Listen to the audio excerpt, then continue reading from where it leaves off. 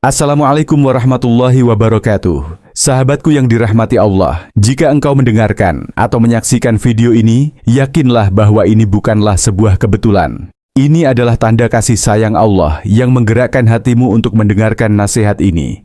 Marilah kita bersama-sama memperbanyak sholawat kepada junjungan kita, Nabi Muhammad Shallallahu Alaihi Wasallam, sebagai bentuk cinta kita kepada beliau, agar kelak kita mendapatkan syafaat di hari akhir.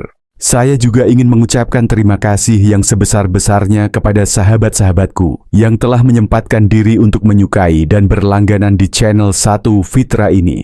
Semoga Allah membalas kebaikan kalian dengan kesehatan, kebahagiaan, dan keberkahan yang melimpah. Amin ya Rabbal Alamin.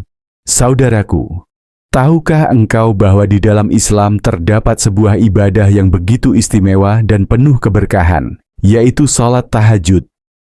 Ibadah ini bukanlah sekadar rutinitas di malam hari, tetapi sebuah jalan menuju kedekatan yang lebih intim dengan Allah Subhanahu wa Ta'ala. Sholat tahajud dikerjakan di sepertiga malam setelah kita tidur, di saat kebanyakan manusia terlelap dalam istirahatnya. Pada waktu inilah Allah turun ke langit dunia, mendengarkan setiap keluh kesah, permohonan, dan doa dari hamba-hambanya yang bangun hanya untuk menyembahnya. Rasulullah Shallallahu Alaihi Wasallam sangat menekankan pentingnya sholat tahajud. Dalam sebuah hadits yang diriwayatkan oleh Imam Muslim, disebutkan betapa besar keutamaan sholat malam ini. Ini adalah waktu di mana doa-doa lebih mustajab, ampunan Allah lebih dekat, dan rahmatnya melimpah ruah. Sholat tahajud bukan hanya soal berdiri di malam yang sunyi, melainkan tentang mempersembahkan hati yang tulus, harapan yang mendalam, dan kerendahan diri di hadapan Sang Pencipta. Ketika seseorang rutin menjalankan sholat tahajud dengan ikhlas, tanda-tanda diterimanya ibadah itu akan tampak dalam kehidupannya. Wajahnya berseri-seri memancarkan cahaya kedamaian, sebagaimana disebutkan dalam Al-Quran Surah Al-Qiyamah, ayat 23.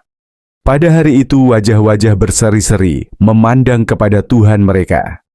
Cahaya ini adalah simbol dari hati yang bersih dan jiwa yang tenang, hasil dari bermunajat di keheningan malam.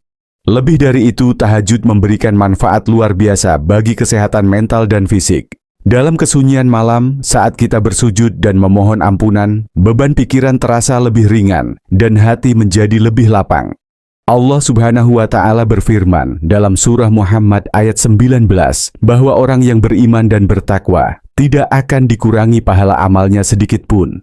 Ini menjadi penegasan bahwa segala upaya kita untuk mendekat kepadanya tidak akan sia-sia. Saudaraku, sholat tahajud juga mampu memperbaiki akhlak kita.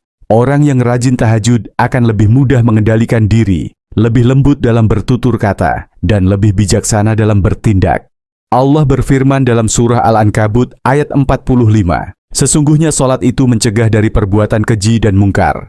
Betapa besar pengaruhnya dalam membentuk karakter yang mulia. Tak hanya itu, sholat tahajud juga menumbuhkan sikap tawakal dan prasangka baik kepada Allah. Rasulullah Shallallahu Alaihi Wasallam bersabda dalam hadits riwayat Bukhari, "Aku sesuai dengan prasangka hambaku kepadaku."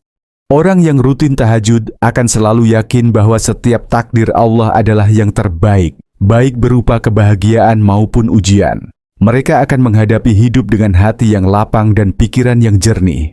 Disiplin dalam menjalankan tahajud juga membentuk kedisiplinan dalam kehidupan sehari-hari.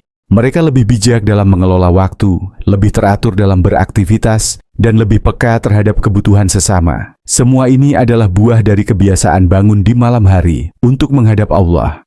Mari saudaraku, kita berusaha untuk istiqomah dalam melaksanakan sholat tahajud. Jadikanlah ia sebagai jalan untuk mendekatkan diri kepada Allah, memperbaiki diri, dan meraih keberkahan hidup. Semoga Allah senantiasa membimbing langkah kita, mengampuni dosa-dosa kita, dan memasukkan kita ke dalam surganya yang penuh kenikmatan. Demikianlah yang dapat saya sampaikan. Semoga nasihat ini bermanfaat dan menjadi pengingat bagi kita semua. Wassalamualaikum warahmatullahi wabarakatuh.